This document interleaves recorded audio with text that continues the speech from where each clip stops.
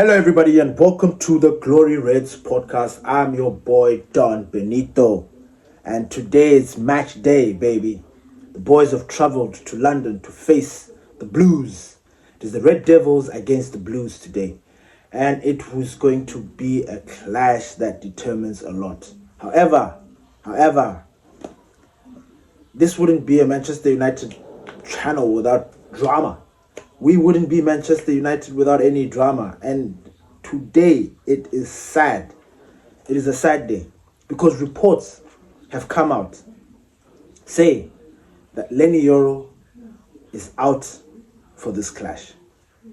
That puts a proper wrench to what we are trying to do. Another injury crisis is upon us. Just when we thought things couldn't get any worse, we are in this position now where our defense is thin. Now, I don't know if Manchester United are looking into this, if they're thinking that, no, next season we need a defender, because we absolutely do. Look at it this way. We've been out of football for so long, 24 days and some change, maybe even more than 24 days. Our players, as we know, they hardly train. But all of a sudden, there are these injuries that don't make any sense. Now, this is a big problem. Now, I'm sitting here thinking to myself, wow, okay, without football, we're still getting injuries. Like, injuries that take players out. Because according to reports, Leny Yoro is out until the end of the season. He might even miss the World Cup. And I'm thinking to myself, what? This is bad. We can't keep having such situations at Manchester. I'm not saying that these players shouldn't get injured. No, I'm not even trying to say that no, injuries are not part of the game. They are. But this is a worrying sign. This is a problem. It is a huge problem. A problem that we need to address. The club needs to address this issue. I think part of their budget now, they need to include a defender, a top defender. I mean, I know we were linked to Slotterberg from Borussia Dortmund, but he signed a new deal with Borussia Dortmund. I don't know if that was a ploy to actually chase away any suitors, anybody that wanted to get Slotterberg, but he has he has signed a new contract with Borussia Dortmund. So that is done. I don't know how we were linked to him. I don't know why Manchester United were looking into it, but it's gone now. Now we've got Harry Maguire suspended. We've got Lisandro Martinez suspended. Our defense is thin. So our defense is going to be a makeshift defense, which puts our starting lineup in a very precarious situation. We are now looking at a makeshift defense. Now, one thing that Michael Carrick should not do is try and put youngsters like Friedrichsen or Kukonki or whatever, those youngsters into the starting lineup, because it will not make sense. We will be absolutely battered if we do something like that. We have got defenders. We're going to have to make do with what we have. And thus, a slight adjustment to the starting lineup, predicted starting lineup. This is the only way I see how we can play. Now at the back, of course, we've got Seny Lamens. And then at right back, Diogo Dalot. He plays regardless. Even though I've said I don't want him, but there's nothing we can do. He will play in that right back position. And then in the centre back's position, I just went with Ayden Heaven and Luke Shaw. Luke Shaw has played as a centre back before for Manchester United. As a matter of fact, every time he's been deployed in that position, he's kind of had a stellar game. But of recently, he has not been good. He has sort of dipped in form. So that is a worrying situation. I don't know how he's going to handle it. He's going to be dealing with Pedro, who is very tricky, you know. And then at left back, we've put Mazraoui. I've opted to put Mazraoui in left back position because he is our only utility player. He can play on the right, he can play on the left. And I think we need an intelligent defender to go up against either Neto or Estavao, you know, these very tricky players. Somebody who will be able to read the game. I'm worried. Anyway, in that midfield position, of course, we've got Bruno Fernandes and Casemiro. It doesn't change. Kobe Mainoo apparently is in contention to play, but I think he doesn't start this game. If he starts this game, it's going to be an issue because he's not fit. If you look again at how we played against Leeds, all the players were not up to scratch, even Casemiro.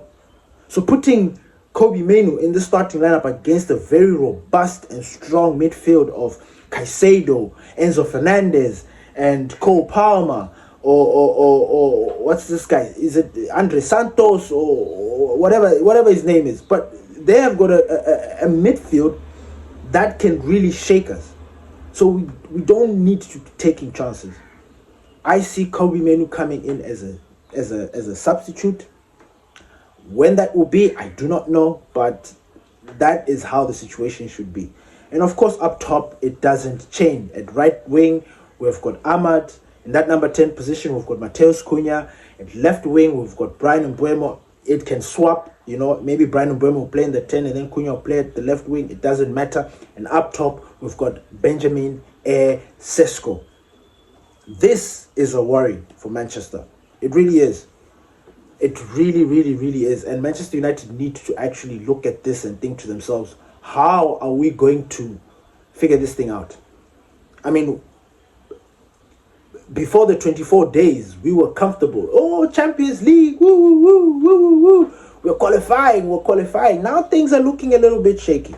And if we lose against Chelsea today, it's going to be a big problem. I know there's going to be chaos in Manchester. It's going to be chaotic. There's going to be all kinds of reports of, these boys are not training. All these things that we're talking about are going to come out. Carrick is being soft. Carrick might even lose his job. As a matter of fact, I am starting to think that Carrick might just not be the guy.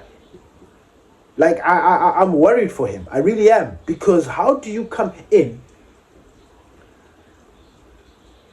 when Ruben Amorim had a very strong regime and how he was treating these guys? These guys were fit. These guys were on it. And all of a sudden, they're looking very, very sloppy. And that is because of giving these guys too much leeway, giving them too much time to rest. There's no need for it. These guys are professional footballers. What else can they do? They need to be training, recovering, retraining, recovering, training, recovering, and getting ready for the game. They've got only one game a week. So Manchester United really need to look at this. And that is my adjusted Premier League starting lineup for against Chelsea. I don't know how we're gonna fare today. I'm really, really worried. I am. I'm not even sitting here confident like I used to be, and I'm just thinking to myself, it's just going to be another one of those days. Moving on, Altay Bayandere is set to leave Manchester. Now, he's not set to leave just yet because Altay's representatives have had talks with Besiktas, and they have agreed terms. Now, the only thing left for Altay and his representatives is for them to agree a fee with United. Now, I don't think this will be a big problem because we bought Altay from Fenerbahce for about 4.3 million. So I don't think it is going to be a big issue. My only worry is Besiktas cannot buy Altay for 4.3. No, there has to be a sort of increase. Now, that is the part that I'm really trying to see how it's going to happen. We cannot be selling him for less than 4.3. That it won't make any sense, because coming to Manchester United already your value goes up a little bit because you play for Manchester. So I'm curious to see how this is going to pan out. And then Marcus Rashford. Updates on Marcus Rashford. Apparently Marcus Rashford is open to return to Manchester United. I don't know. But according to reports, Manchester United are trying to keep this in-house. They do not want to discuss this publicly because they are still trying to wait for qualifications for the Champions League. I don't know why that is a big deal, because Marcus Rashford has left the club. I don't think he wants to come back. Maybe he does, but I don't think he wants to come back. And I don't think the fans are going to... why are we keeping players that, we need fresh blood. We need to get rid of the old and bring in the new. Because Manchester United, we want to win trophies. So there's no point of always being sentimental and keeping this. Marcus Rashford needs to leave Manchester United. I'm sorry. With a very heavy heart. I mean, I'm not even saying that he's a bad player, because he's actually had a very good season with Barcelona. I mean, in the league, he's provided so many, he's on double digits when it comes to assists. He's been pivotal for them. He's helped them in the Champions League as well. But for Manchester, it's just going to be another one of those things where, because he will feel entitled. He'll feel like he needs, everybody can say, nah, Marcus Rashford is a deadly player, blah, blah, blah. Nah, that time is gone. And we need to move on. I wonder what you guys think about that. And then the last thing that I want to talk about, actually, second last thing that I want to talk about, is Julian Nagelsmann, the German coach. Apparently, he is open to club football after the World Cup, and he's keen on the Premier League. Now, obviously, Manchester United apparently Manchester United are ready to open talks with him later on this month or later on during this season. Trying to bring the German tactician to Old Trafford. I am actually embracing this. I am actually thinking to myself, you know what? Because I've been resisting it for a very long time. I thought to myself, he doesn't know the club. He doesn't know how this club can be cruel to you. How is he going to come? Is he going to play the United way? Because all we've been singing is that, we need these players we need a coach that knows the United way, that plays attacking football, blah, blah, blah, blah, blah. But if you look at his resume has been very, very good. Taking Hoffenheim up into the Bundesliga, going to RB Leipzig, taking them to the Champions League semi-finals, going to Bayern Munich, winning the Bundesliga with Bayern Munich. His resume is actually very good, and he's a young manager. Now, if for him to succeed at Manchester United, he's going to need backing. Now, we know our club is very, very stingy, or whatever you want to call it. They're very rigid. They're not flexible with what they want to do. Now, I also read a report that Sir Jim is trying not to make the mistake of bringing in a coach so that they can pay him once they decide to sack him, offering a lot of money. But those are mistakes that they made. You can't bring in a manager who's got a completely different system to what the club is used to, not back him, and then complain when you don't get the results. Then when you sack him, you're complaining now about the money that you're spending on compensation and all of that. It makes no sense. It means you guys are clueless about what you guys are doing.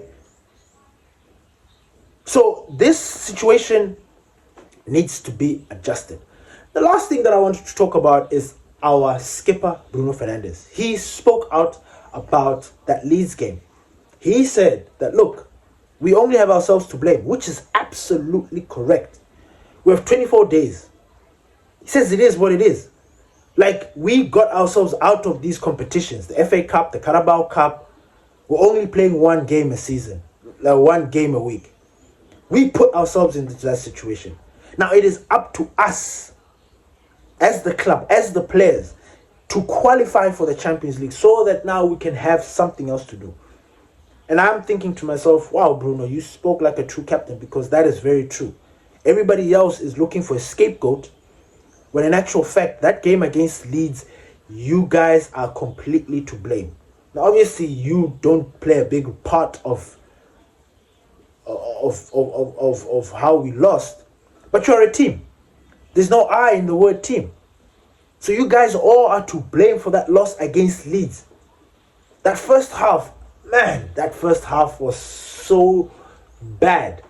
And I warn Manchester, if we play like that at the Bridge, we are going to be punished. We are going to be punished. If these guys are going to have a lackluster first half and then concede 2 goals, 3 goals, there's no coming back.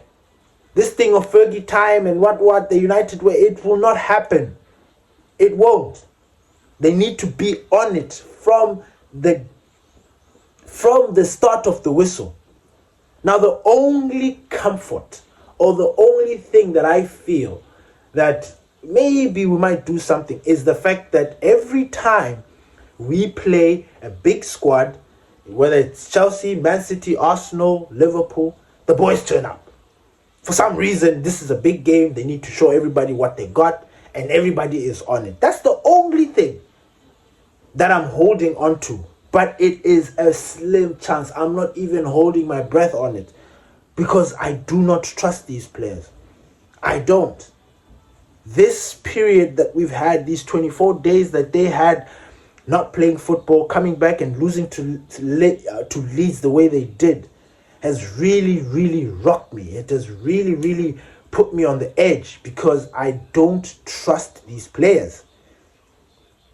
We've been on a high, but the cracks have been showing for a very long time now. Yes, we've been winning games here and there, comebacks and all of that, but the cracks have been there. And people are going to be exposed. They really, really are. So tell me what you guys think.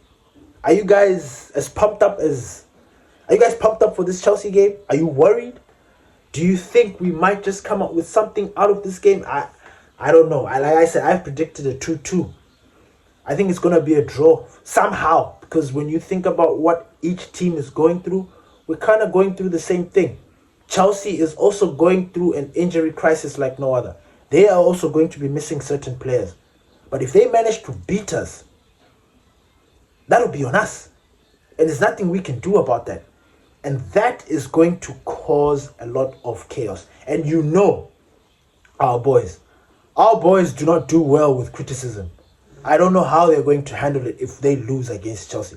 A win is the only way they can keep people at bay. Not stop complaining and not worrying, but keep people at bay, the fans. Because if you go out there and you lose, and again, I think how you lose is also going to matter, because if you show that you guys were in the game and you lost because of maybe a refereeing call or, you know, something like that, then maybe. But other than that, sloppy performances are not going to be acceptable. These silly mistakes that professionals shouldn't be making are not going to be acceptable. A flawless performance is what we expect against Chelsea. We need to retain that top 4 position. Top 4. Not top 5, because there are 5 Champions League spots. But we've got teams that are playing in the Europa. And if they win, if those Premier League teams win in the Europa, then it changes the dynamics of everything. So we need to be in that top 4. Top 4 is a must for Manchester United. Thank you, everybody, for listening to the Glory Reds podcast. Peace.